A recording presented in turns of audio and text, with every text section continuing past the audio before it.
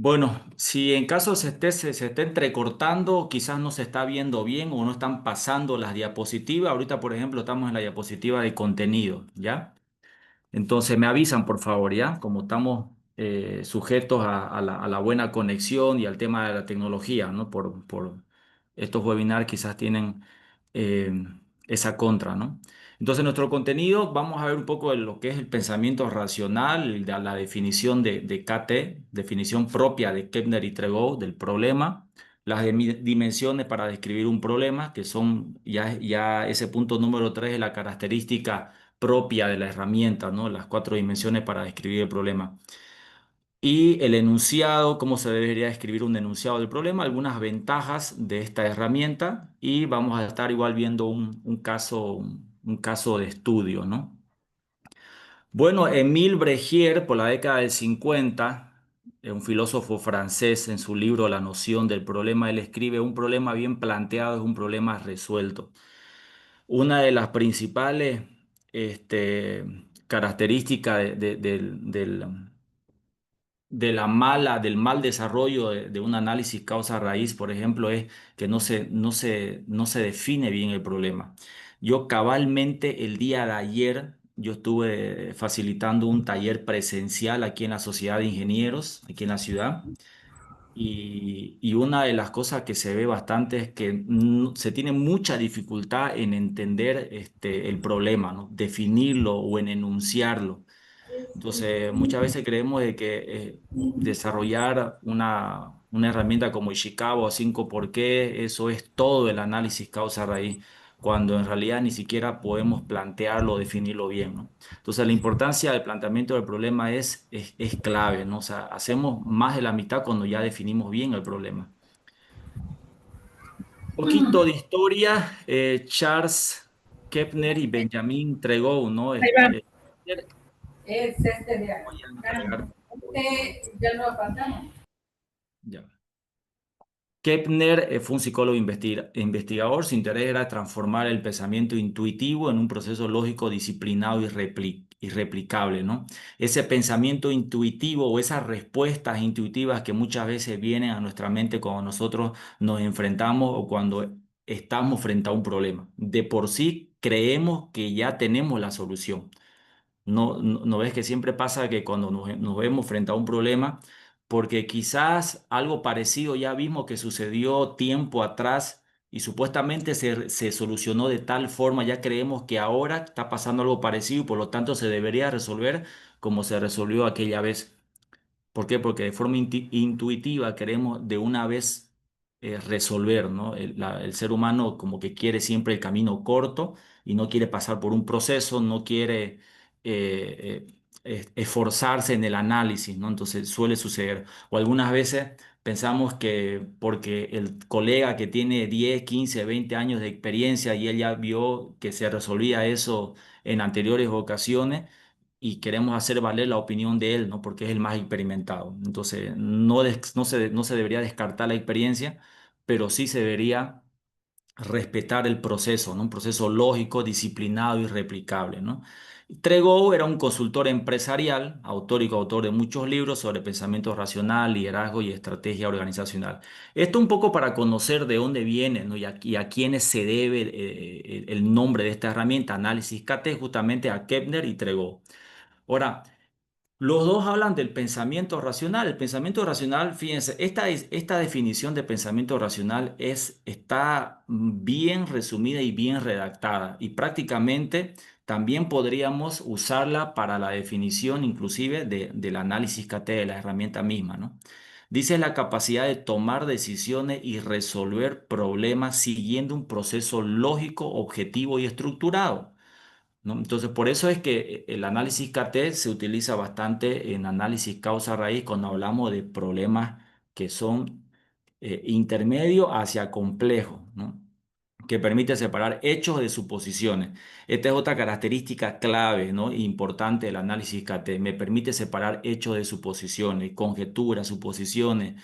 Me obliga o hace que yo me esfuerce en pensar y en analizar qué es realmente el problema y qué no es, que lo vamos a ver más enseguida. Reduce la ambigüedad, por lo tanto.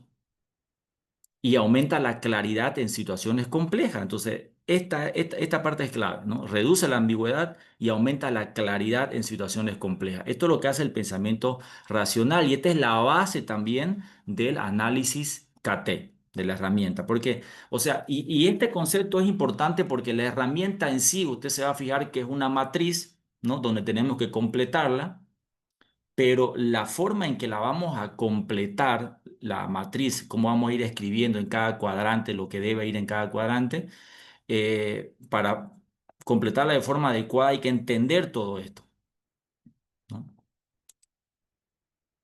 El análisis no sustituye la experiencia, sino que la estructura y la potencia, lo que les comentaba hace rato. Yo me he topado, y seguramente ustedes igual, ¿no? La persona más experimentada, el colega más experimentado de la empresa, de la organización, que ya tiene muchos años y que seguramente ya ha visto pasar muchos problemas y seguramente muchos de ellos ya se resolvieron, quizás otros no y siguen apareciendo y lo que se hace es apagar incendios. El tema es que tenemos esa tendencia a decirle amén, ¿no? A lo que diga la persona más experimentada. Y no siempre es así. Es más, usualmente no deberíamos hacer eso, ¿no? Entonces, lo que hace el análisis, lo que hace este pensamiento racional, que es el fondo del análisis KT, es estructurar y potenciar esta experiencia, ¿no? O sea, esta experiencia yo voy a ocupar a esta persona, por supuesto, va a estar dentro del equipo del análisis causa raíz o del equipo de resolución de problemas de la metodología que estén usando, porque también está el A3, están las 8 disciplinas, está el Six Sigma, ¿cierto? Entonces, todas estas metodologías de resolución de problemas o de mejora continua siempre funcionan en equipo. Entonces, la persona más experimentada del equipo, por supuesto, que va a ser de gran y enorme aporte, ¿no? Entonces, la definición KT de un problema es una desviación entre lo que debería estar ocurriendo y lo que realmente ocurre, ¿no? Cuya causa aún no se conoce. Esta es la definición de problema que hacen Kepner y Tregov. Una definición que por allá en su época fue bastante, bastante novedosa. ¿Por qué? Porque me obliga a que el problema yo lo vea como una brecha, como una diferencia entre un nivel especificado, entre un patrón, entre una norma y dónde realmente estoy yo, ¿no? Entonces, con esta gráfica, por ejemplo, vamos a entender de forma más adecuada. Tenemos aquí, por acá arriba, el comportamiento, el should, el debería. ¿No? Se supone que deberíamos estar acá, ¿no? La línea segmentada es donde deberíamos estar y esta línea continua es donde estamos, ¿no? Pero de repente aquí sucede algo que hace que yo me desvíe y caiga de ese nivel especificado o de ese comportamiento que debería o de ese patrón, de esa norma, de ese estándar. Entonces, de repente mi comportamiento, esta línea continua que era el real y que estaba coincidiendo en esta primera etapa o en esta primera fase o en estas primeras semanas, meses, ¿no? Dependiendo del caso, coincidía, ¿no? Coincidía mi comportamiento real con el que yo debería. Pero de repente sucede algo que no sé todavía y hace que el comportamiento real se desvíe y caiga. Entonces, ahora, esta desviación para Kepner y Tregov es el problema. Por lo tanto, aquí ya nosotros podemos ver algo. Si yo no tengo, por ejemplo, un sistema de medición que esté ya bien consolidado, por lo menos a nivel básico, me va a ser muy difícil, ¿no? Aplicar este concepto de problema según Kepner y Tregov, ¿no? Entonces, ¿por qué? Porque yo tengo que de forma cuantitativa después describir este problema, lo vamos a ver más adelante. Yo debo saber a cuánto estoy de este comportamiento donde yo debería, de este estándar. Por ejemplo, un índice de satisfacción del cliente, si vamos al tema de calidad. Un índice de satisfacción del cliente que quizás el estándar o mi límite de calidad, por ejemplo, es 7/10. Yo no puedo bajar de 7/10 y de repente en el mes de agosto bajó a 5. El mes de septiembre se mantuvo en 5 o quizás siguió bajando a 4. Entonces, algo ha sucedido ahí. Entonces, ¿cuál es la brecha? La brecha es que estoy 2 puntos o 3 puntos por debajo del límite de calidad. Entonces, eso debe ser cuantificable, ¿no? Pero como muchas veces los que están en el área de producción o calidad hay un lema o dicho, ¿no? Que una frase, que lo que no se mide no se puede controlar y lo que no se controla no se puede mejorar. ¿No es cierto? En el área de mejora continua es bastante popular esta frase. Pero nosotros lo podemos acomodar un poco para el tema de resolución de problemas. Lo que no se mide, no se controla, y si no lo controlo, tampoco puedo resolverlo, ¿no? Porque al fin y al cabo, fíjese en esta otra gráfica, aplica el mismo concepto, pero en vez de hablar de una causa que está ocasionando que este desvío se vaya para abajo y yo no pueda cumplir mi estándar o mi nivel especificado, lo que va a suceder cuando yo sí estoy cumpliendo, ¿no? El estándar especificado aquí. Aquí estoy, el comportamiento real, pero yo decido que quiero mejorar. Entonces voy a ponerme ¿no? la vara más alta. Entonces ahí lo que va a haber, lo que va a existir es una barrera. También hay una brecha, pero ya no es una causa, es una barrera que me está impidiendo que yo alcance ese nivel deseado a donde yo quiero mejorar. Pero si se fijan, el concepto para resolver problemas o para mejorar procesos, fíjense que es el mismo. En ambos hay una desviación. Aquí es negativa y aquí es positiva. Y para ambos casos necesitamos un sistema de medición, necesitamos medir, controlar para mejorar o resolver, ¿no? Para detectar el problema, ¿no? Porque en este concepto, fíjense, si yo no estoy midiendo ni controlando, ni siquiera voy a poder detectar el problema, ¿no? Este, visto con esta otra gráfica, de otra forma, tenemos aquí el nivel especificado.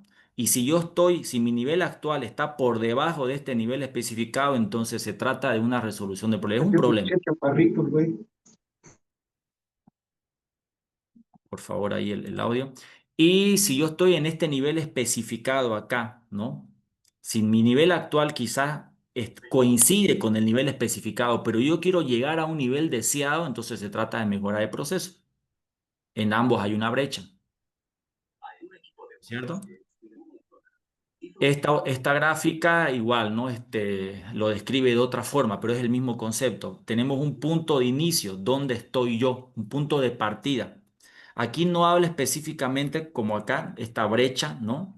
Daniel, Sí, dígame. ¿puedes devolverte a la filmina anterior, donde estaba lo especificado y lo deseado? Porque, es decir, no, la que sigue, Ahí, dígame. esa, ajá. Ahí una consulta, porque es muy interesante ver que en los dos casos hay una brecha, pero me permito preguntar, no sé si me anticipo, Ujú. aunque hay una brecha en los dos casos, tiene que haber modos distintos de saldar esa brecha. Son Sí, prácticas diferentes en cada caso. eh, así es, sí. ok, Gracias por la pregunta, Sheila. Por supuesto que son prácticas diferentes, pero le comentaré que algunas herramientas van a coincidir, ¿no? Entonces, hay algunas herramientas que pueden aplicar para ambos, para ambas, saldar esa brecha, ¿no? Entonces, ahora, las metodologías también tienen una tendencia o quizás, digamos, son un poco más fuertes, ya sea para mejora de procesos o resolución de problemas. El ACR, por ejemplo, está puesto más para resolver que para mejorar un proceso. El reporte A3 o la metodología A3, no sé si lo han escuchado, A3 que es propio de Toyota, se utiliza mucho en el Lean Manufacturing o Lean Management. Ese igual habla igual de definir un objetivo, hay que definir el problema, no hay que analizar, hay que encontrar una causa y hay que proponer la mejora y etcétera. Pero ese se utiliza más para mejorar procesos. Igual vamos a ver que utilizamos, por ejemplo, el diagrama de Ishikawa, quizás. Algunas herramientas van a ser las mismas para ambos casos, otras no. Otras van a ser quizás, por ejemplo, el gráfico de relación causal, ¿no? Entonces, aplica mucho mejor para el tema de resolución de problemas en la fase de análisis de causa y efecto. Daniel, y perdón, otra pregunta. Hoy me Dígame. agarró la preguntadera. Este tema está muy interesante. Yo justo Ya. estoy trabajando en un proceso que tiene una parte cualitativa y una parte cuantitativa, pero es un tema social que tiene que ver con justicia. Entonces, pensando en eso, me quedo, digamos, todavía reflexionando en este caso, como cuál sería una herramienta que vos proponés de análisis, porque no, sé que no va a ser hoy, de estudio de análisis como para revisar en qué estado estamos y qué cosas se pueden mejorar a la luz de un proceso de evaluación y cuantificación de un proceso. Ya. Bueno, ahí hace rato yo comentaba sobre la importancia del sistema de medición, definir indicadores y estar constantemente controlando eso, ¿no? Entonces va a ser clave en su caso y quizás el principal desafío va a ser cómo medir, ¿no? Cómo medir esos procesos, ¿no? Y hacerle el seguimiento. Definir un estándar de, no sé, digamos, si son procedimientos, por ejemplo, en el área de servicio, normalmente el indicador típico es tiempo, ¿no? Tiempo en que demora un servicio o un trámite, un procedimiento. Entonces, y nos ponemos un tiempo y si empezamos a superar ese tiempo, eso va a afectar a la atención al cliente. Entonces, ese va a ser la brecha quizás, ¿no? Que vamos a identificar, a detectar, ¿no? Y después vamos a tener que hacer correr la metodología para saldar esa brecha. Entonces, yo creo que ahí la clave va a ser identificar cuáles son o cómo va a medir todo esto, ¿no? Y para controlar, para que más adelante, cuando ya esté todo esto definido, sea fácil detectar esas brechas. Ok, ok, pura vida, muchas gracias. Ya. Entonces, en esta otra gráfica, tenemos el punto inicial, como les decía, un punto de partida, dónde estoy hoy, aquí yo quiero llegar. Aquí habla de objetivo, ¿no? Es una gráfica que está dibujada, valga la redundancia, de otra forma, pero igual nos muestra las desviaciones, ¿no? Ahora, esta gráfica está relacionada mucho con esta otra que habla de los elementos contextuales de un problema. Aquí habla de propósito. Esta anterior gráfica hablaba de un objetivo, un punto final, a donde yo quiero llegar, ¿no es cierto?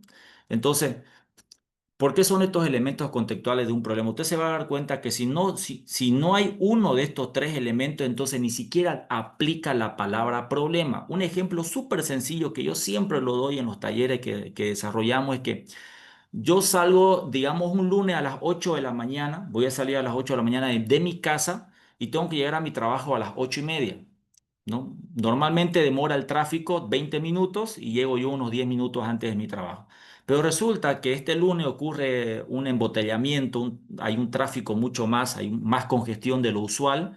Entonces veo yo que ya estoy llegando a las 8:30 y recién estoy en la mitad del camino. Entonces yo pregunto, ¿es un problema el tráfico en este momento, en este ejemplo? Y la respuesta va a ser claro, porque yo tengo que llegar a las 8:30 a mi trabajo. Ese es el propósito, el objetivo. ¿No es cierto?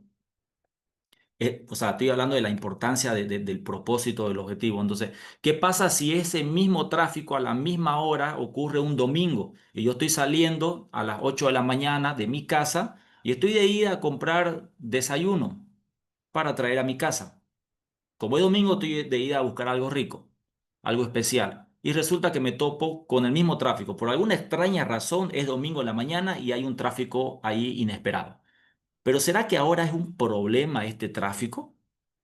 No tengo yo esa exigencia, ese objetivo, ese propósito de llegar a una fecha, perdón, a una hora específica, a un lugar, a un lugar importante como era el lunes, que era mi trabajo, a una hora específica, porque si no me descuentan, por ejemplo. Entonces, cuando no está claro el objetivo, aquí quiero llegar, cuando no está claro el propósito, el objetivo, cuando no está esto definido, entonces ni siquiera aplica los conceptos de desviaciones, se da cuenta porque yo estoy yendo hacia dónde, no sé hacia dónde. No hay un objetivo claro, no hay un propósito claro, por lo tanto nunca va a ocurrir desviaciones porque ni siquiera sé a dónde quiero llegar. Y también la palabra problema ya ni siquiera aplicaría, ¿no? Este obstáculo es el efecto, lo que me está impidiendo llegar aquí al propósito y esta falla tiene que ver con la causa, ¿no? Entonces son los elementos contextuales de un problema. Entonces, es una parte conceptual del problema, pero es importante que la entendamos en ese sentido, como una diferencia, un desvío que hay entre un nivel especificado, un patrón, una norma, un estándar donde yo debería estar. Yo debería estar en ese estándar, en ese nivel especificado, ¿no? Pero de repente ha ocurrido algo y ahora yo estoy por debajo. No lo estoy cumpliendo. Entonces se convierte en un problema. ¿Ya? Ahora, y repito de nuevo, la importancia de estar midiendo, porque si no, esto ni siquiera se va a detectar. Ahora, dentro de la herramienta Análisis KT, para, eh, para poder elaborar bien la tabla que vamos a ver enseguida, debemos entender las cuatro dimensiones que tiene esta herramienta para describir un problema. Debemos hacer un análisis en la dimensión de identidad, que es el qué. Aquí nos preguntamos, ¿no? ¿Qué elemento específico tiene la desviación? Vamos a hablar en términos de desviación. ¿No ves? El problema. Ya sabemos que el problema es una brecha. En inglés le dicen el gap. Gap. Entonces, problema es sinónimo de desviación, brecha, ¿no? Un gap. Aquí tenemos las cuatro dimensiones. Entonces, la dimensión de identidad o el qué, una dimensión de temporalización, cuándo sucedió esto, ¿no? El dónde, ubicación, y el cuánto, que es la magnitud, ¿no? Ahora, obviamente, estas dimensiones no se responden simplemente con un simple, o sea, de forma sencilla, ¿no? ¿Qué sucedió, por ejemplo? Y responder en una línea nada más. Hay formas de responder esto y también hay algunas preguntas. Dígame, ¿alguien iba a consultar algo? Ya. Entonces, una buena definición de problemas se hace siempre en términos de hechos observados y datos. Debemos entender de que esta tabla que vamos a ver ahorita siempre debemos llenarla en estas cuatro dimensiones. Vamos a ir respondiendo estas cuatro dimensiones, pero siempre con hechos observados y datos. Es un principio clave. Si hablamos de análisis causa-raíz, que este webinar está justamente alineado al ACR, una de las características principales del ACR, ¿no? Es que uno es muy fuerte en lógica causal y además en validación rigurosa. No puedo avanzar sin validar con hechos observados y datos. Todo se tiene que validar. Y claro, también la lógica causal, pero eso es ya parte de ese paso de análisis de causa y efecto propio del hacer. Ahorita estamos en el paso de definición del problema, ¿no? Utilizando la herramienta KT. Evitamos la tentación de incluir suposiciones o posibles causas, no a las suposiciones, solamente hechos observados y datos. Entonces, ¿cómo hacemos la exploración de cada una de estas dimensiones? Esta es la tabla, así luce la tabla, ¿no? Entonces, fíjense, aquí en realidad esta es la herramienta, pero como les comentaba al principio, ese pensamiento racional, ¿no? Y el concepto mismo de problema que ya acabamos de ver, ¿no? El concepto de pensamiento racional y el concepto de problema como una desviación, eso va a hacer toda la diferencia para que podamos nosotros completar de forma correcta esta tabla. Ahora, esta tabla se caracteriza porque en cada una de estas dimensiones que están por acá, ¿no?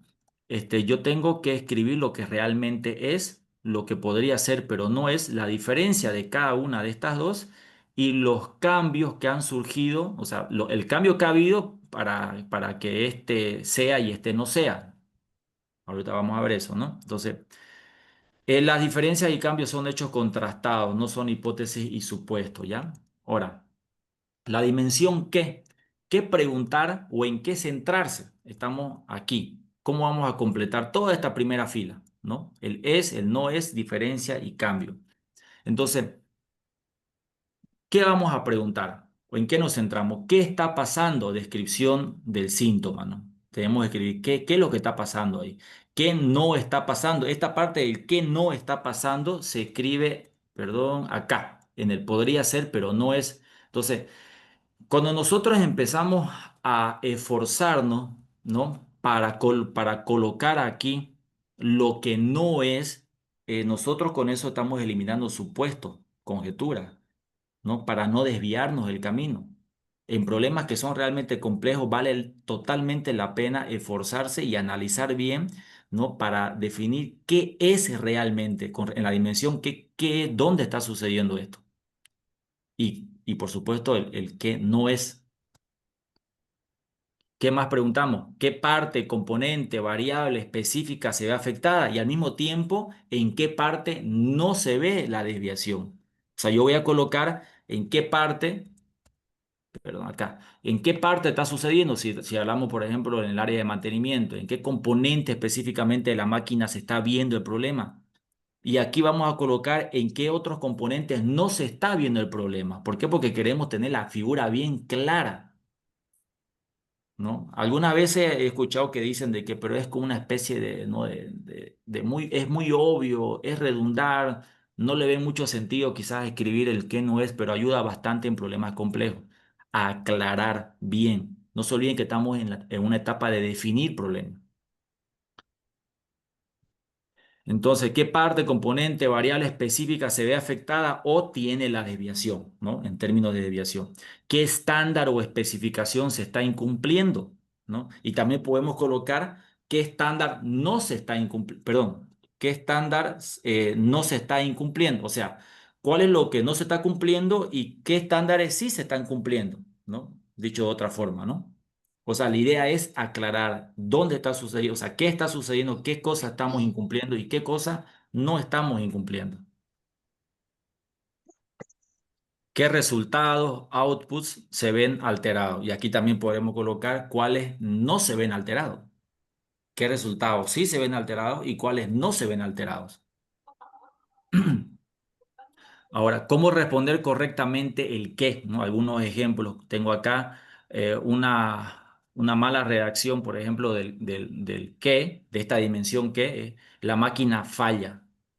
Entonces, no me está diciendo. Una forma correcta sería el motor tanto X se detiene repentinamente al alcanzar 1200 RPM, código de error E45, aparece en la HMI, 3 paros por turno. Entonces, fíjense, mientras más información y datos yo pueda colocar acá y mientras sea más cuantitativo, es mucho mejor. La idea es que podamos colocar hechos observables, datos y todo eso, ¿no? Ahora, dentro de los pasos de un análisis causa-raíz, que si bien no son los mismos, hay algunos autores, en algunos centros de investigación, por ejemplo, que colocan la recopilación de datos juntamente con la definición del problema, ¿no? Entonces, yo sugiero que la recopilación y administración de datos sea un paso específico y antes de la definición del problema, para que tengamos a mano todo lo necesario para poder armar esta tabla de análisis KT, ya teniendo la recopilación, todos los datos, ¿no? Informes, evidencia, hechos, etcétera, ¿no? Entonces es recomendable incluir nombre exacto del equipo, indicador, valor esperado, todo lo que se tenga, ¿no? Por eso es muy importante el paso anterior de recopilación y administración de datos. Acá hay otro ejemplo de un caso. Entonces tenemos aquí el que, fíjense, este es un motor de impresoras, esas impresoras que se tienen en edificios, ¿no? Que tienen impresoras industriales que tienen bastante carga de trabajo, ¿no? El eje del motor J27 de la impresora modelo, estamos hablando de un motor, ¿no? Un modelo de motor. Este es un motor J27. Y tenemos una impresora modelo K20. Estamos hablando acá de un modelo de impresora y un modelo de motor. No sabemos si el motor K30 podría estar afectado, dice, ¿no? Y acá se coloca, y rayando un poco más la cancha, ¿no? Como se dice, sino más específico, al cabo de 2000 horas de funcionamiento, el eje se agrieta y se rompe. Pero aquí está claro si se fijan el gap, la brecha, porque la vida útil se supone que debería durar 4000 horas. Pero sin embargo, en 2000 horas se agrieta y se rompe. Entonces aquí fíjense, ya estamos viendo el desvío, ¿se dan cuenta?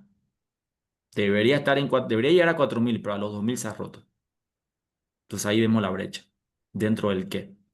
¿Y dónde está su, o sea, no dónde, sino en qué componente, en qué equipo, en qué máquina? Bueno, en la impresora modelo K20 y en el motor J27, ¿ya?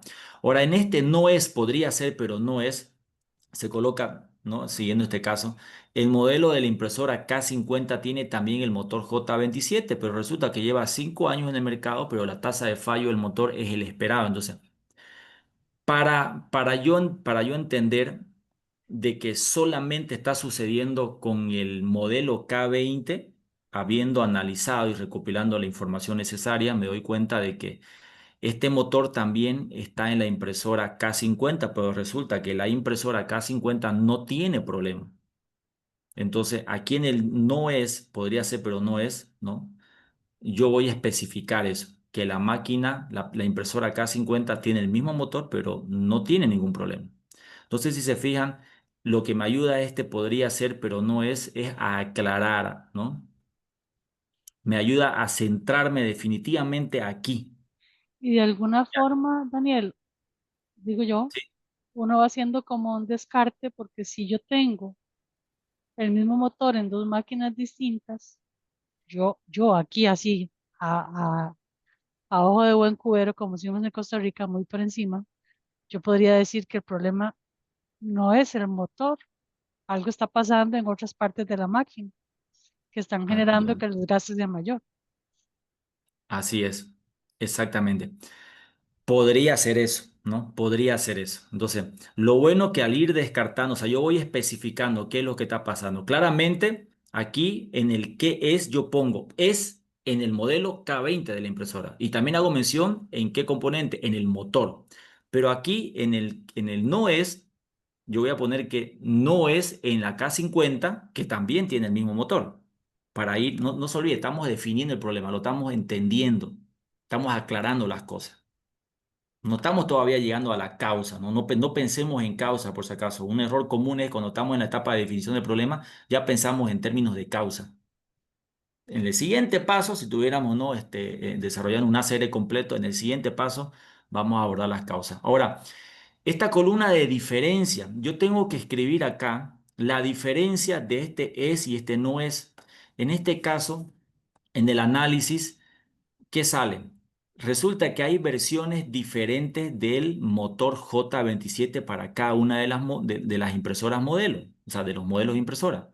Resulta que, como decía hace rato Sheila, y decía, de repente, si el motor realmente fuera el mismo, entonces el problema debe estar en la impresora, otro componente de la impresora que está afectando al motor, porque el motor es el mismo y claramente con la K50 ocurre el problema y con la K20 no. Pero resulta que ya analizando más la situación, caemos en cuenta de que este motor tiene diferentes versiones y cada versión se colocó en un modelo de impresora diferente. Por ejemplo, en la K20, que es la del problema, el motor tenía, claro, tiene la versión D.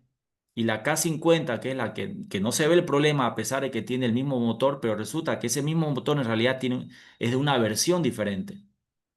Y en esta columna cambios yo voy a colocar qué es lo que ha sucedido, qué ha cambiado, ¿no? Para que ocurra esta diferencia. Y obviamente es que el motor versión D respecto a la versión A.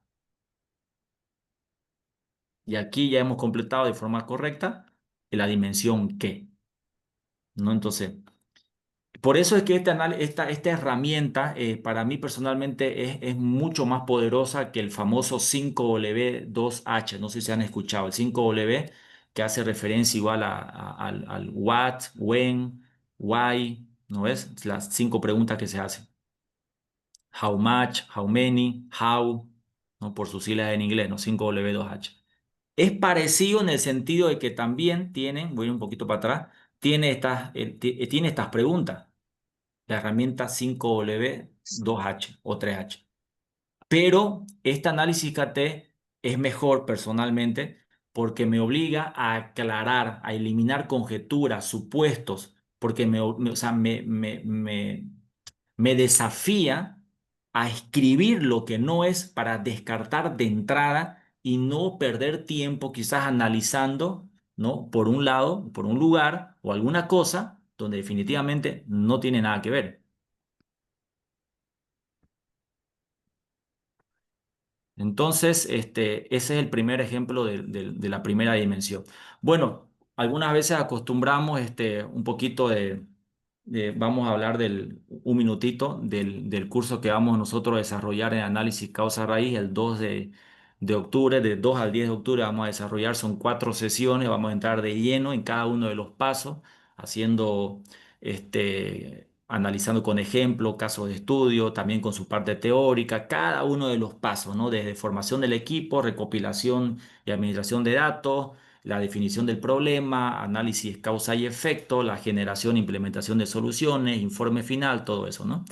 El horario va a ser jueves y viernes, dependiendo del país, ahí está el horario, teoría, casos prácticos.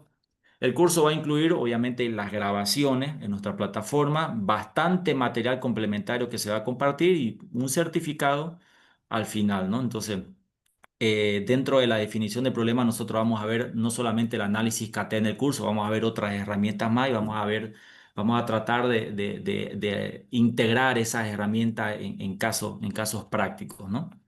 Así que, por supuesto, todos están invitados a formar parte del curso, ahí con el teléfono corporativo, el número corporativo que los ha invitado al webinar, podrían ustedes comunicarse y solicitar, creo que tienen habilitado un descuento especial para los que han asistido al webinar, ¿ya?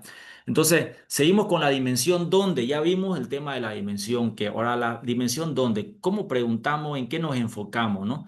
Cuando hablamos de dónde, tenemos que analizar en qué área ha sucedido, en qué línea, ¿no? Celda, máquina, en qué contrato. Fíjense, está hablando del contrato, para que vea que este análisis aplica para todas las áreas de una empresa.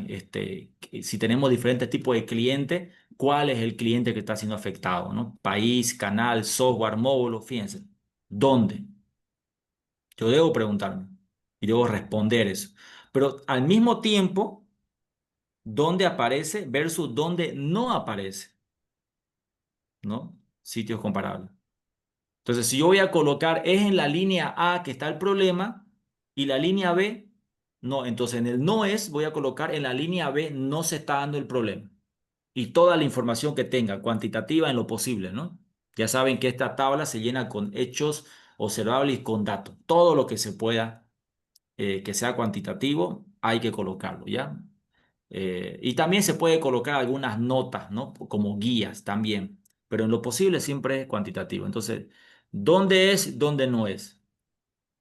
Para especificar. Para que yo no me vaya, quizás si seguimos en el ejemplo de la línea uno línea 2 si tenemos tres líneas de producción en la fábrica, por ejemplo, entonces yo voy a especificar que no es en la 2 y en la 3 es en la uno y voy a colocar ahí información, evidencia.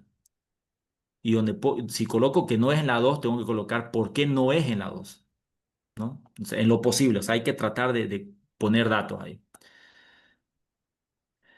Si tiene patrones físicos, por ejemplo, no solo en la banda izquierda de una cinta, ¿no? O sea, si es, o sea, el del producto específico o el componente que está dañado o el donde se está dando el problema, si aplica diferenciar en qué lado, por ejemplo, del componente o del producto está pasando, está ocurriendo el problema, pues yo lo anoto. ¿Cómo responder correctamente? Mal en la planta, bueno, algo así muy, muy general, muy, que no me dice más nada, ¿no? Eh, ¿Cómo responder correctamente? Ocurre en la línea 2 sector de ensamblaje A, ¿no? En el NOE voy a poner no en la línea uno ni en la planta satélite, únicamente en el tercer compartimiento del almacén central, fíjense, y ahí voy a rayando más fino, únicamente en el tercer compartimiento del almacén central. Y si tengo más datos, coloco todo lo que tengo. En este otro ejemplo del motor de la impresora, ¿no? Siguiendo esa línea, entonces tenemos en el donde, bueno, en las unidades 1 y 2 del ensayo de fiabilidad de la impresora modelo K20, dice, ¿no? Bajo condiciones de temperatura, ¿no? Donde grieta en el extremo del eje, ¿no? O sea, ¿se fijan? ¿Dónde está la grieta? Es en el extremo del eje, dice. ¿En qué unidades? En la 1 y 2. Pero resulta que en la 3, 4 y 5 no se da este problema. Por eso aquí yo lo coloco. En las unidades 3, 4 y 5 siguen en funcionamiento en el ensayo con 2200 horas. No presenta grieta. Entonces aquí yo voy diferenciando. En el donde, yo digo en la 1 y en las unidades 1 y 2. No en las 3, 4 y 5. Y las diferencias, bueno, las unidades 1 y 2 se montaron en el turno de la mañana y las otras 3 en el turno de la tarde, ¿no? Cambios seguramente en el procedimiento de montaje. La dimensión cuándo. ¿Qué pregunto? ¿En qué me centro cuando estoy hablando del cuándo? Es bueno colocar cuándo empezó el fenómeno o esa desviación observable, el problema, ¿no? Si conozco la hora, anoto la hora. Si conozco la fecha, anoto la fecha, ¿no? O la semana, ¿no? Lo que tenga.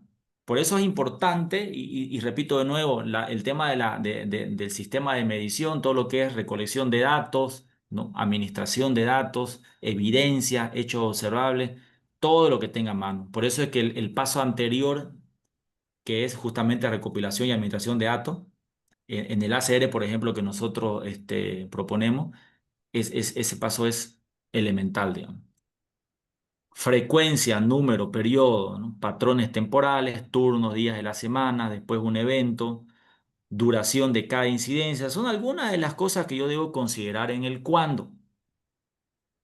Un ejemplo rápido de cómo responder mal pasa mucho en la noche. O sea, no puedo colocar, en la noche es donde más se ve, ¿no? Entonces, ahora, si realmente no puedo agregar más información a esta frase o ¿no? Pasa mucho en la noche, bueno, significa que a lo mejor el paso anterior de recopilación y administración de datos, evidencia, no lo he hecho de forma correcta, ¿no? Una forma correcta de desarrollar esta dimensión. Por ejemplo, comenzó el 3 de junio del 2025. Ocurre mayormente entre la medianoche y las 4 de la mañana en el turno nocturno, más específico.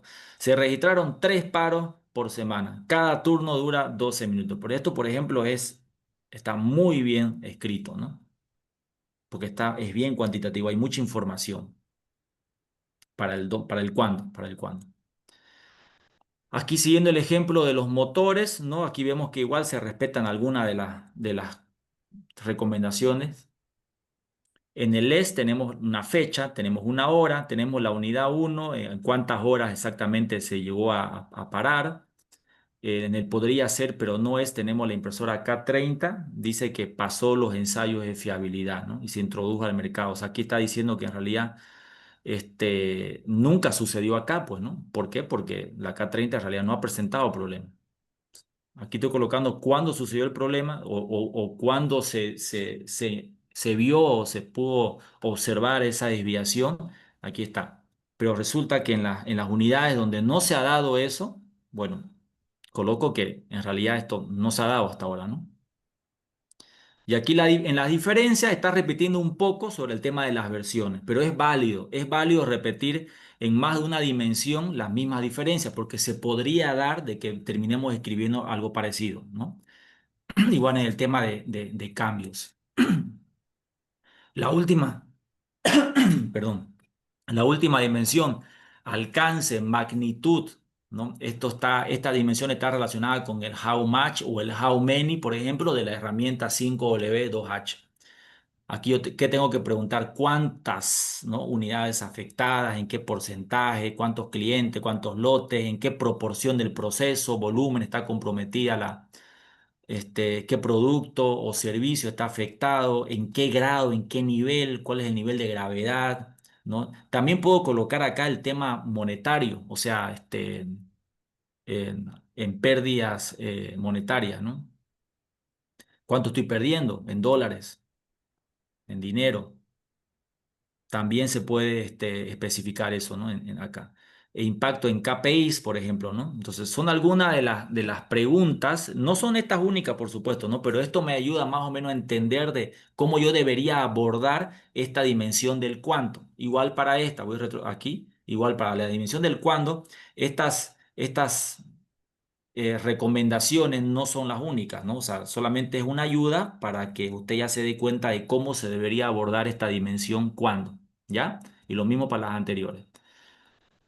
Y aquí un pequeño ejemplo de cómo responder correctamente, ¿no? Cómo responder incorrectamente afecta bastante. Sí, digamos, me está diciendo que es mucho, pero está muy, muy superficial eso. Me afecta bastante, ¿no? Una forma correcta sería afecta 40% de los pedidos de repuesto del almacén central. Entonces ya tengo un dato, ¿no? Cuantitativo acá. Provoca un retraso promedio de 2, 3 días, genera reclamo. Entonces fíjense, estoy cuantificando. Eso es magnitud, alcance. Ese es el cuánto. Y siguiendo con el ejemplo de la impresora, en el que es, aquí fíjense, cuantifica la parte económica, ¿no? La máquina se queda completamente inoperativa, la reparación cuesta 500 euros y lo cubre la garantía. Entonces aquí ya me va indicando de que cuánto cuesta la reparación. Puedo colocar eso acá, ¿no? No se olviden que estamos cuantificando o, ¿no? o aclarando el alcance, ¿no? de este problema. de la desviación que está sucediendo. La K20, el modelo K20, 2 unidades de las 5 del ensayo, las otras 3 no sabemos todavía, dice, ¿no? Igual en el no es, las otras 3 unidades no se sabe si tiene fallo, ¿no? Aquí, por ejemplo, se podría respaldar con algún tipo de evidencia, ¿no? Pero aparentemente este es un caso real, digamos, ¿no? Aparentemente no se encontró más evidencia, simplemente como las otras siguen funcionando, no ha fallado, lo que se coloca en el no es, pues justamente eso, ¿no? De que las otras 3 unidades no presentan falla. En diferencia, el K30 completó en ensayo y el K20 está a la mitad del ensayo, ¿no? Y los cambios, probabilidades de fallo. Entonces, eh, ahora, una buena definición de problema siempre debe terminar con un buen enunciado de problema. Ese es el objetivo de esta etapa o de este paso. Dentro del análisis causa-raíz, ¿no? Que normalmente tiene 5 o 6 pasos, normalmente, ¿no? En algunos autores o en algunos cursos usted va a ver que a veces ponen 7 pasos, ¿no? Pero todos van a tener definición del problema, eso ni qué se diga. Entonces, la definición del problema, independientemente de usted qué herramienta ocupe, porque puede ocupar usted los 5W2H, algunas veces se ocupa diagrama de Pareto, por ejemplo, para definir problemas, o como parte de la definición del problema el diagrama de Pareto, ¿no? Porque me ayuda más o menos a enfocarme, ¿no? En esos pocos vitales, ¿no ves? Que tienen un gran impacto, un gran efecto. Por eso también el Pareto se ocupa para definición de problemas, ¿no? Entonces, pero el objetivo, independientemente de la cantidad de herramientas que haya usado yo en esta etapa y de cuáles herramientas haya usado, el objetivo para finalizar correctamente este paso es escribir un buen enunciado del problema. Usted escribe un buen enunciado del problema y ya está, ¿no? Ahora, algunos criterios a considerar para el enunciado del problema, ¿no? Evitar anuncios vagos generales. Por ejemplo, en un caso de ventas de café. Las ventas de café molido han disminuido, pero ¿qué tanto han disminuido? No se olvide, un problema es una brecha. Y yo tengo que saber cuánto, ¿no? Cuánto estoy por debajo de mi estándar, de mi nivel especificado. Y eso debe estar escrito en el enunciado del problema. Otro ejemplo que deberíamos evitar, lentitud en resolver las reclamaciones del cliente. Eso es muy general, lentitud en resolver reclamaciones. ¿Qué tan lento? Debo poner ahí la unidad, ¿no? O en qué estoy midiendo esa lentitud o esa velocidad de atención al cliente, para que yo pueda saber cuánto estoy, ¿no? Si, cuánto estoy por debajo del estándar. Evitar asunciones o posibles causas sin validar. El precio del café molido es demasiado alto, ¿no? O sea, si estoy realmente seguro que es demasiado alto, si no lo estoy, entonces yo debería evitar esto. No puedo yo colocar en el enunciado del problema todavía cosas que no he probado, ¿no? Que no he validado. Evitar expresar el enunciado del problema como la ausencia de una posible solución, o sea, escribir el problema como la falta de algo. Ese es un error bastante común. Miren, yo actualmente además de estar a cargo aquí de Canry Kaizen, esta empresa de asesoría en todo lo que es mejora continua y resolución de problemas, también trabajo en la universidad como director académico, ¿no? De posgrado. Entonces nosotros desarrollamos muchas maestrías y usted sabe que una maestría, para titularse, tienen que defender una tesis. Y cuando hablamos de tesis, hablamos de investigación, porque una tesis significa involucra sí o sí hipótesis. Hipótesis, ¿no? Que yo debo validar o falsear. Entonces, hipótesis muchas veces que salen de un árbol de problemas. Y hay un árbol de problema donde en la parte central está el enunciado del problema. Y veo yo mucho en las defensas de perfiles de tesis, mucho problema en escribir el problema en sí. Escriben mal el problema y ya escribieron mal la hipótesis y todo, ya sé. Entonces, un problema común es colocar falta de o no hay, como acá. No tenemos un plan de publicidad. Usted no puede escribir un problema como la falta de algo. Porque si usted escribe, no tenemos un problema de publicidad, ¿sabe qué pasa acá? Que la solución es escribir un plan y se solucionó tu problema. Usted no está diciendo nada. O si usted coloca falta de mantenimiento preventivo, no está bien escrito ese problema. Porque yo te hago un plan de mantenimiento preventivo y se solucionó el problema. No, ¿no es cierto? Entonces no podemos escribir un problema como la falta de algo, o no tengo algo, o no hay, o cosas así. Entonces, ¿cuál es la forma correcta de escribir un problema? Un problema mínimamente debería tener estos dos componentes. Mínimamente. Algunos le aumentan un tercer componente relacionado al cuándo y al dónde, como vamos a ver enseguida, que vamos a cerrar con eso, con un caso de estudio corto pero interesante. Pero mínimamente el objeto de estudio, en este caso, ventas del café molido. Tengo que saber cuál es el objeto, ventas del café molido. Lo que está sufriendo la desviación en sí, ¿no? El objeto de estudio, ventas del café molido, en este caso, ¿no? Y la desviación observada debe estar clara. En este caso, las ventas del café molido han quedado a un 82% de las ventas previstas en el trimestre 2 2021, por ejemplo. O sea, están al 82% de las ventas del anterior trimestre. Han disminuido. Esto se lo puede escribir de otra forma. También yo puedo escribirlo, digamos, las ventas del café molido han disminuido en 18%, pero siempre que yo vea una desviación observada, ¿no? Clara, está bien. Aquí claramente está la brecha. Estoy yo. Han quedado a un 82%. O sea, si las ventas del anterior trimestre era 100, ahora he vendido 82. Estoy por debajo, estoy bajando. ¿Se entiende, no? ¿Y hay alguna recomendación, Daniel, para decir, bueno, me voy a basar en un promedio hacia atrás, un año, dos, tres, cuatro, o así tan sencillo como decir un trimestre comparado con otro?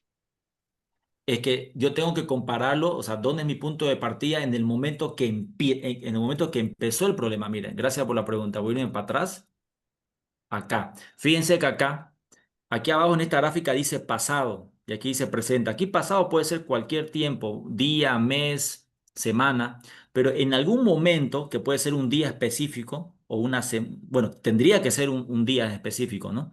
De repente empezó, ¿no? A darse la desviación.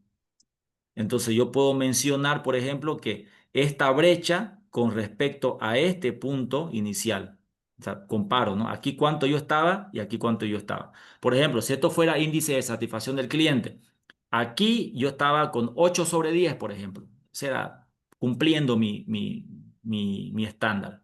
Pero de repente, en este día, en el siguiente día, de 8 bajé a 7,5. ¡Tin! Bajó un puntito.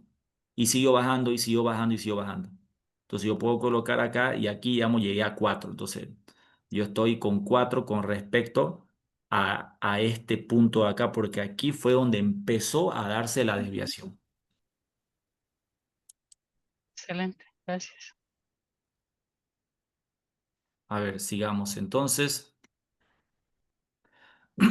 Ahora, no siempre va a estar en forma o sea, no siempre va a estar escrito el tema del tiempo, ¿no? Pero sí la desviación observada debe ser clara, ¿ya? Debe ser clara. Porque, por ejemplo, en el área de producción, de calidad, a veces estamos hablando de defectos o retrabajo o desperdicio, por ejemplo, despilfarro, las empresas que tienen cierto nivel de implementación de Lean Management, por ejemplo, miden mucho el desperdicio y no quieren que su desperdicio, por ejemplo, supere, qué sé yo, ¿no? 5%. Entonces, en el momento que baja un por ciento, entonces ya hay una brecha, ¿no? Y esa brecha es la que hay que mencionar. Estamos 1% por debajo del nivel especificado o de los límites de calidad permitidos. Usted puede agregar también el tema, como está acá, el tema del tiempo, en cuándo empezó. Puede, pero los componentes que sí o sí deben estar es el objeto y la desviación observada. ¿Ya? Ahora, en el caso del ejemplo que veníamos viendo de la impresora, pues fíjense, el eje del motor J27 de la impresora K20, fíjense, estamos siendo específicos, se agrieta y rompe a la mitad de su vida útil. ¿Dónde está aquí la desviación observada? Está acá porque dice que se rompe a la mitad de su vida útil. Está diciendo, ¿no? A la mitad de su vida útil. Francisco, adelante. Hola Daniel, muy buenas tardes a todos. Buenas tardes. Sí, nada más quería complementar lo que estabas comentando. Todo esto tiene que ir relacionado a un enunciado y ese enunciado tiene que tener el componente como se especifican los objetivos. Tiene que contener el SMART, Ujú, específico, medible, cuantificable y específico en el tiempo, para que todo se pueda medir. ujú. Entonces, lo que estás diciendo es correcto. Nada más tienen que tener el componente SMART. Esa era mi contribución. Muchas Ya. gracias. Gracias, Francisco. Es una herramienta SMART para escribir los objetivos y también enunciados, ¿no? Entonces, muchas gracias por el aporte, ¿no? Dentro del análisis KT, propiamente dicho, entonces para escribir el enunciado, los componentes, el objeto de estudio, la desviación observada y algunas veces se coloca el cuándo y el dónde, si no me equivoco. Entonces, si uno quiere ser todavía más fino para escribir el enunciado del problema, podemos desplegar herramientas específicas que están diseñadas solamente para eso, como la que acaba de mencionar Francisco, ¿no? Entonces, ahora, algunas ventajas antes de entrar a un pequeño caso que vamos a ver. Bueno, la aplicabilidad de este análisis KT es universal, pues aplica para fallas técnicas, calidad, mantenimiento, logística, seguridad, salud, procesos administrativos. La verdad que es muy transversal y se puede aplicar para cualquier área de la empresa y para cualquier rubro, ¿no? Reduce conjeturas, obliga a basarse en hechos verificables, acelera la convergencia hacia la causa raíz, elimina supuestos, me ayuda también a aclarar, ¿no? A encaminarme correctamente, ¿no? Donde realmente está el problema, para no desviarme por otros lados, no perder el tiempo y llegar después a un punto y caer en cuenta de que estoy analizando o buscando causas donde no debería. Entonces, en la definición del problema, yo debería encauzarme, como se dice, ¿no? Encaminarme bien para no perder el tiempo y no estar buscando después causas en lugares donde quizás no tiene nada que ver con el problema. Ahora, lógicamente, este análisis KT, digamos, fíjense, tiene muchas cosas, aplica muy bien para problemas complejos. Cuando los problemas son sencillos, bueno. Quizás con responder las preguntas del 5W2H va a bastar y va a sobrar, ¿no? Entonces, ojo con eso, ¿no? Entonces, es por ejemplo como cuando utilizamos el diagrama de Ishikawa y los 5 por qué para problemas sencillos o hasta nivel intermedio máximo, quizás nos va bien, pero para problemas complejos, un Ishikawa y 5 por qué, no vaya, no vamos a hacer mucho, porque son muy débiles en lógica causal y muy débiles también en validación. Un gráfico, por ejemplo, de Ishikawa bueno, me abre el abanico, diría yo, ¿no? Pero entre cada una de las categorías, no es que el diagrama de Ishikawa, el diagrama de pescado, tiene esas categorías C y M, pero no hay una lógica causal fuerte entre cada una de las categorías. En cambio, el gráfico de causa y efecto, que se lo vemos de lleno en el curso, sí es fuerte y es muy poderoso, muy potente para problemas complejos. Entonces, este análisis se despliega de forma espectacular, ¿no? Si vale el término, para problemas complejos. Y claro, toma tiempo y tenemos que tener mucha información, evidencia, datos, hechos observables a mano. Tendríamos que haber pasado con mucho éxito el paso anterior y obviamente un equipo bien establecido, ¿no? Una bibliografía recomendada, este libro de New Rational Manager de Kepner y Trego, que ya, a ver, hay como unas 4 ediciones, 3 o 4 ediciones si no me equivoco. Este es un excelente libro, habla de análisis de problemas, ¿no? Y lo que hemos visto acá, yo parte lo he sacado de ahí.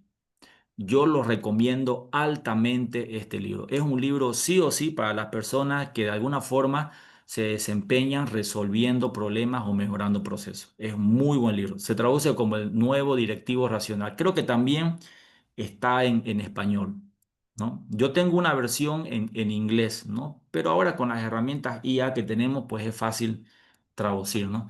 Ahora, estimados, vamos a ver rápidamente, estamos todavía en tiempo. tengo yo acá un caso. A ver, creo que es este. Sí, es este. A ver, vamos a ver este caso.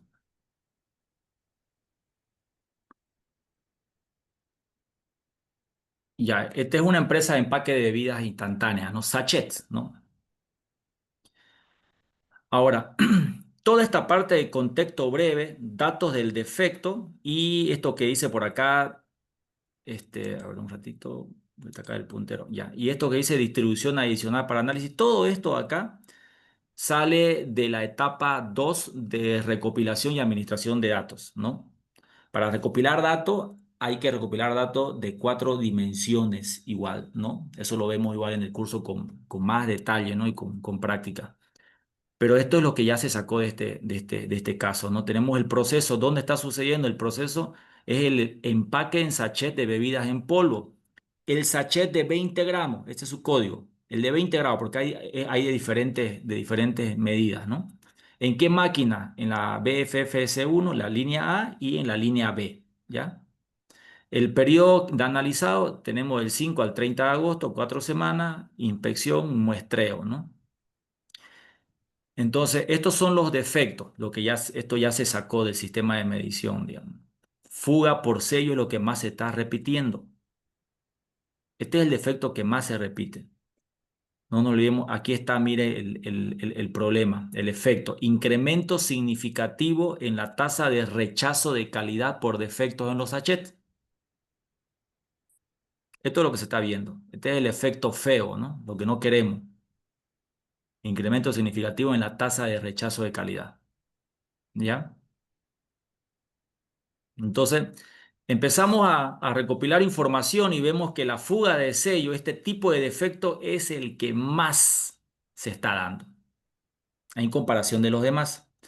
Más información por acá, bueno, la fuga del sello, la línea B resulta que versus la línea A, en la B es donde más se está dando, 68%.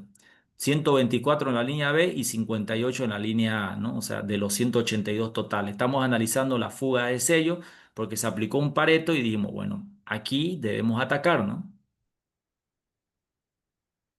Por turno, resulta que en tarde, noche hay un poquito más, ¿no? De defectos que se han dado versus en la mañana. ¿En qué zona de los 182 fugas de esos sachets que presentaron defectos, resulta que en la parte superior, o sea, el sello superior, ¿no? del sachet presentaba defectos en un 65%? O sea, el 65, dicho de otra forma, el 65% de los sachets defectuosos presentaban su defecto en el sello superior. Eso. En el lateral, 25% y en el inferior, 10%. La línea B, ¿no? que es justamente esta, ¿no? Donde se está presentando en mayor cantidad los defectos, ¿no? Versus la línea A, fíjense, más del doble, ¿no? Casi el triple versus la línea A. Definitivamente hay algo en la línea B. Entonces empezamos a hacer foco en la línea B, ¿no? Se hace un muestreo, se inspecciona y se halla de que 124 fugas, justamente coincide con esto, tenemos 1,29%, ¿no? Considerando que el muestreo fue de 9.600 H. Y eso equivale a 1,29%, pero la especificación de calidad era 0, menor o igual a 0,30%. Fíjense, entonces estamos muy por encima, ¿no? O sea, nos hemos desviado bastante. 0,3% es lo permitido, mayor, menor a eso. Y estamos en 1,29%, ¿no? Bastante. Algunos cambios que se pudieron evidenciar, ¿no? El 10 de agosto ingresó un nuevo lote, pero era el mismo proveedor. El 12 de agosto se hizo un mantenimiento preventivo ahí en la máquina 2. Y los operadores, al principio se sospechaba que era el nuevo operador del turno de la tarde, pero en realidad en el turno tarde-noche la diferencia es muy pequeña, ¿no? No es considerable versus el turno de la mañana. Entonces, tampoco sería bueno creer de que hay algo con el operador, pero de todas maneras se está notando, ¿no? Ahora, en este caso lo que se pedía era definir el problema. Aquí esto todo es información recopilada. Entonces vamos a definir el problema. Aquí se hizo un diagrama de Pareto, ¿no? Lo voy a pasar un poco rápido el diagrama de Pareto. Este no es el foco del webinar. Pero sí, como les había comentado hace rato, el diagrama de Pareto algunas veces se utiliza para definir problemas porque me ayuda a enfocarme, ¿no? En esos pocos vitales que están impactando en gran manera, ¿no? En ese efecto que no quiero ver, que me está incomodando. Entonces aquí se evidencia que la fuga de sellos es donde más se da. Y luego se hace un Pareto de un segundo nivel. Sobre este, o sea, se desglosa estas 182 fugas. Se desglosa las 182 fugas, ¿no? En subcausa. ¿Qué es lo que está ocasionando estas 182 fugas? Entonces ahí tenemos temperaturas de sellado baja, contaminación en zona de sello, etcétera. Y ahí está el Pareto de segundo nivel, ¿no? Solamente estamos entendiendo, definiendo el problema. Parte de la definición del problema es entender el problema, ¿no es cierto? Entonces vemos que la temperatura de sellado baja es, ¿no? Una subcausa importante, ¿no? Ahora, aquí ya se hace el despliegue de la herramienta análisis KT, si bien no se lo hizo con una tabla, simplemente se llegó a escribir esto, pero está bien redactado. Miren, en el que es tasa de rechazo por fuga de sello promedió, ¿no? Promedió, está en pasado. Tasa de rechazo por fuga de sello promedió 1,29%, o sea, 0,99 puntos por encima del límite de calidad. Fíjense, estamos siendo bien específicos acá, ¿no? En el qué. ¿Dónde se está dando la desviación? La tasa de rechazo por fuga de sello. Estamos especificando fuga de sello. ¿Y cuánto? No se observa, ¿no? En el sachet de 50. Aquí inclusive en el qué es, yo podría aumentar ahí, especificando que se está dando en este sachet, ¿no? ¿Se dan cuenta? Porque es en el de 20 gramos. Aquí yo pudiera aumentar en el qué es, ¿no? Para hacerlo todavía mejor el análisis. Y en el no es, aclaro de que no se está dando el problema con los sachets de 50 gramos. En el mismo periodo, especificando que en el mismo periodo no se ha presentado aquí problema. Ni en producto granulado diferente, no en otros productos, ¿ya? Para tener clara la cosa. En el donde, predominantemente en la línea B, en esta máquina, y también en el sello superior, ¿no ves? Que aquí habíamos visto eso, ¿no es cierto? Esto era parte de la información que se recopiló. El sello superior tenía 118, el conteo, ¿no? Mucho más que en el lateral y en el inferior. Y obviamente en la línea B era donde más se estaba dando el problema, ¿no? El defecto. Donde no es mucho menor en la línea A, ¿no? Rara vez en el sello inferior. Aquí yo puedo todavía mejorar esto colocando la información que tenía arriba, los porcentajes, ¿no ves? En el sello superior, 68%. En la línea A directamente, si tengo la información, pongo, ¿no? Para que quede claro de que de que cuando yo mire esto, sepa por qué estoy colocando en el donde no es esto de acá. En el cuándo es aumenta del 12 de agosto en adelante. Y poco más frecuente en el turno tarde-noche. Cuando no es niveles cercanos al histórico en la primera semana de agosto. O sea, estoy diciendo que en la primera semana de agosto no sucedió el problema. Estábamos en los niveles cercanos al histórico, o sea, en la media que siempre teníamos. En otras palabras, estábamos dentro de los niveles específicos. Estábamos cumpliendo nuestro estándar, la norma o el patrón. Entonces yo especifico que antes del 2 de agosto no había ese problema. Y también puedo especificar que en la mañana es un poco menos.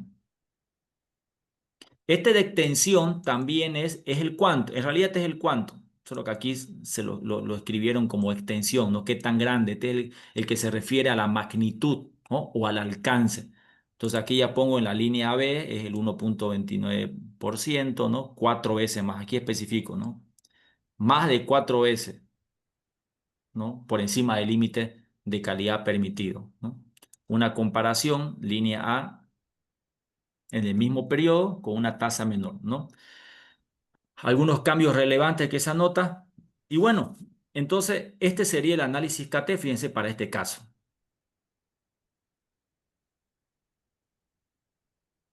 Ahora, sucede que cuando uno avanza en esta herramienta y la herramienta que usted elija para definir el problema o las herramientas que elija para definir el problema, es muy frecuente que vengan esas posibles causas a la mente y seamos tentados a pensar en forma de causa, ¿no? A pensar en términos de causa. Y hay que evitar eso. Si vienen a la mente esas posibles causas, las vamos a anotar. Hay que anotarlas, obviamente. No vamos a descartar, como dice aquí la nota. En CATE pueden aparecer las hipótesis probables. O sea, va a ser inevitable. Nuestro cerebro así funciona. Va a querer adelantarse. ¿Por qué? Porque no nos olvidemos que en el paso 2 hemos analizado perdón, hemos recopilado mucha información. Mucha información. Los que se animen a optar por el curso van a ver que en el paso 2 de recopilación de datos hay herramientas interesantes ahí para recopilar bastante, ¿no? Y después pasamos a la definición del problema. Entonces, ya vamos a conocer tan bien el problema que ya vamos a creer conocer y saber cuál es la causa raíz. Entonces, no afirmamos ni descartamos nada hasta el momento. Podemos anotar, ¿no? Ahora, el enunciado del problema. En este caso, tenemos objeto de estudio, brecha cuantitativa y el dónde, cuándo. Entonces, aquí tenemos el dónde y el cuándo. Para este caso sería en la línea B del empaque de sachets P200, la tasa de rechazo por fuga de sello promedió 1,29%. Inclusive anoto acá, ¿no? Con respecto a de dónde sale ese porcentaje. Pongo la fecha, ¿no? Cuando entre el 5 y el 30 de agosto, superando el límite de calidad del 0,30, 0,99 puntos porcentuales por encima del límite de calidad, ¿no? Entonces, ¿por qué está bien escrito esto? Es específico, es observable, ¿no? Veo el defecto, cuantifica la brecha, claramente estoy en 1,29 versus 0,30 donde debería estar, delimita dónde, cuándo y no culpabiliza ni sugiere causa. Esta parte es clave igual. No estoy diciendo qué área es el culpable, nunca hay que colocar eso en un enunciado del problema, ni tampoco debo sugerir alguna causa, ¿ya? Bueno, estimados, si tienen alguna consulta,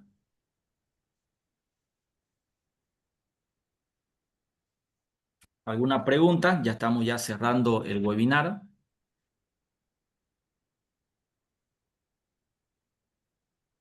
Hola, Inge, buenas tardes.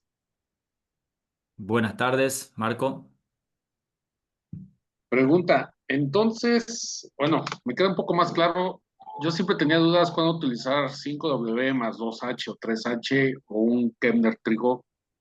Con Ujú. esto veo que sí, como usted menciona, la ventaja es poner lo que no es. Al poner lo que no es, como que te da un mayor enfoque hacia cuál podría ser el enunciado del problema correctamente. Ya una Así vez es. teniendo el enunciado del problema, salen, como usted lo mencionó, unas posibles causas que las debemos anotar.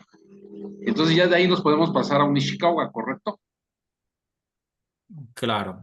O sea, sí. El enunciado del problema normalmente va a salir de la primera fila y primera columna en el qué es, ¿no? Ajá. Altamente probable que salga de ahí. Es más, se debería partir de ahí, ¿no?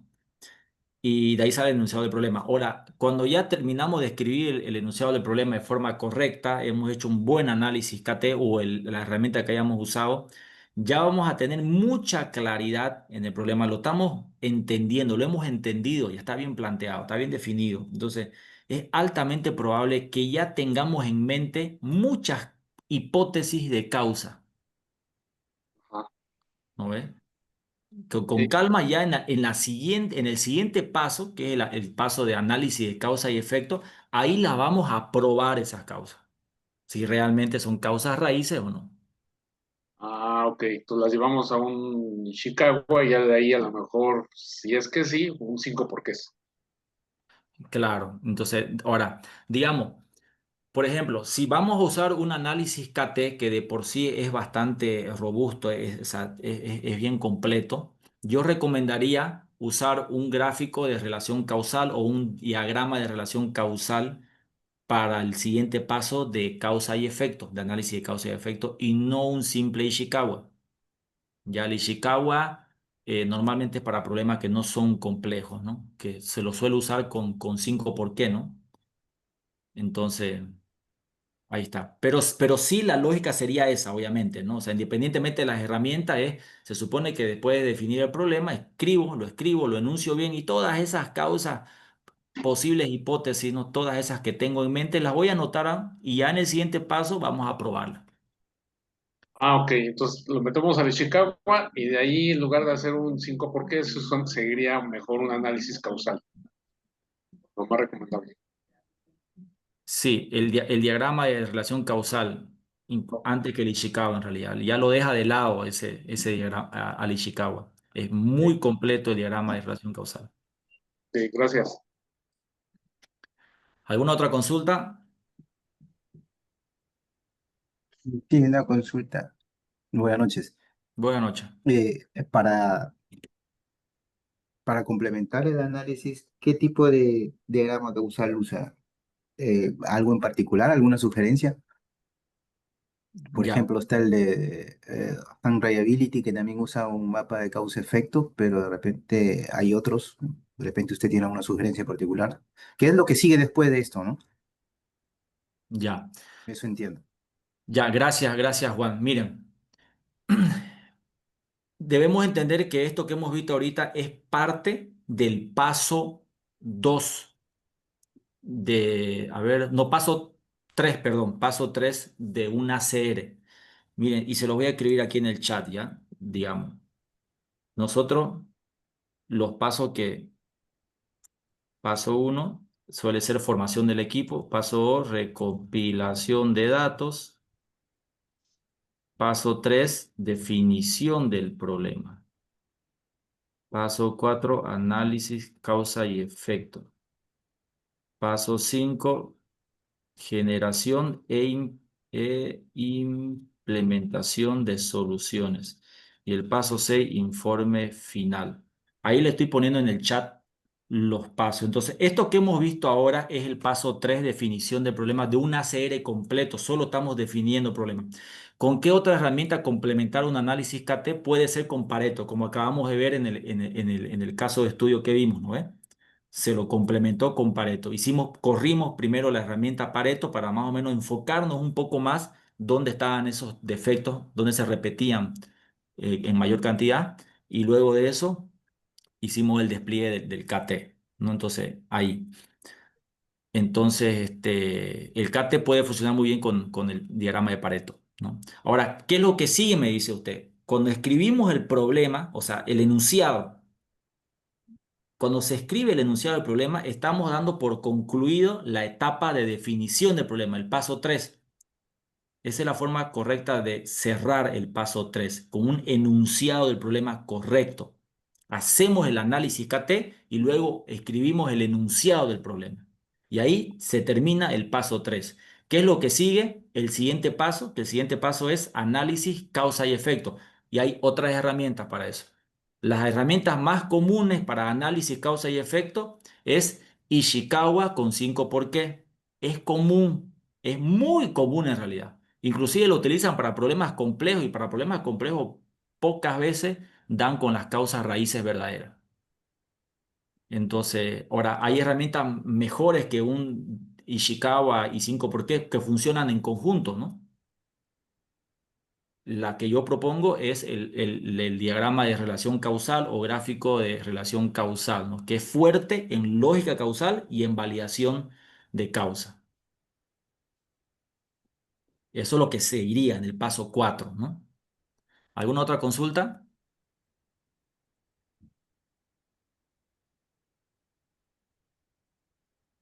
Bueno,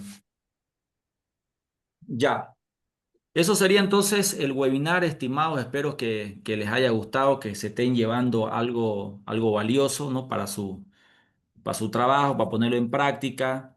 Les hago recuerdos, estamos nosotros iniciando el 2 de octubre un curso de análisis causa-raíz, ¿no? De 4 sesiones solamente para hablar de estos 6 pasos de análisis causa-raíz con su parte teórica y su parte práctica, siempre, ¿no? Para aterrizar, entendiendo bien el uso de las herramientas, ¿no? Entonces, seguramente ahí la encargada del WhatsApp le va a estar escribiendo a ustedes para pasarles el brochure, o quizás ya lo tienen, seguramente algunos ya lo tienen, ¿no? Si no hay otra consulta, pues yo les agradezco enormemente por la participación. Esto se está grabando igual, pueden pedir ahí al número de WhatsApp la grabación, ¿no? Vamos a subir a nuestro canal de YouTube y pueden pedir igual el enlace si ustedes quieren repasar de nuevo este webinar, ¿ya? Entonces, yo creo que con eso, pues, daríamos por concluido el webinar. Que tengan, bueno, pues un buen fin de semana, ¿no? Ya estamos en viernes en la noche. Así que descansen y, bueno, los que se inscriban al curso la siguiente semana, pues nos vemos ahí. Bendiciones. Hasta luego.